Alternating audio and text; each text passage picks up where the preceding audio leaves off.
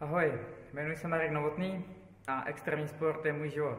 Věnuji se horolezectví, extrémním sportům, jako jsou bojové sporty, extrémně dlouhé horské maratony a v letošním roce jsem se pokoušel zdolat druhou nejvyšší horu světa K2, to mi nevyšlo, ale třeba v minulosti se podařilo v Pakistánu v Karakoramu zdolat Gasherbrum 1, Gasherbrum 2, Broad Peak a taky jsem dal pokus na Everest.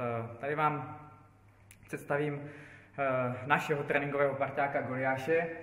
Je to pěkný tvrdák, je to takový multifunkční, plně multifunkční, variabilní posilovací prvek, který využíváme tady u nás v Extreme Gymu v Kuníně k tomu, aby jsme doplnili svoji fyzickou kondici, zejména pak sílu. Ten prvek posilovací má hlavní výhodu v tom, že je vlastně skladný, hodí se do těch menších prostor, jak do fitek, tak do nějaké tělocvičny, zahrady, garáže, vlastně tam, kde se nějakým způsobem snažíte ušetřit místo, tak Goliáš je na to úplně perfektní v tom smyslu, že se dá posouvat, vlastně je to kombinace hrazdy, žebříků, žebřin, bradel, úplně jednoduše se to dá nastavit, vytáhnout tady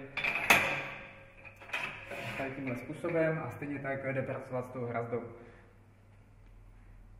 Na Goliáši procítíte v podstatě celou horní polovinu těla. Základní cviky, jako jsou přítahy na hrazdě, na žebřinách, břicho, samozřejmě bradla, tricepsové kliky, ale stejně tak se dají použít i nohy s tím, že Goliáš můžete využít jako opěrné zařízení a můžete na něm provádět cviky v zákonu, dřepy na jedné noze, takže vlastně i spodní polovinu těla. Goliáš je prostě multifunkční a stejně tak umožňuje zavěšení TRXek, nemusíte si ničit dveře doma a dalších jakoby podpůrných prostředků k posílení, jako jsou různé gumy a expandery. A teď bych vám předvedl, co všechno se dá na Goliášovi dělat.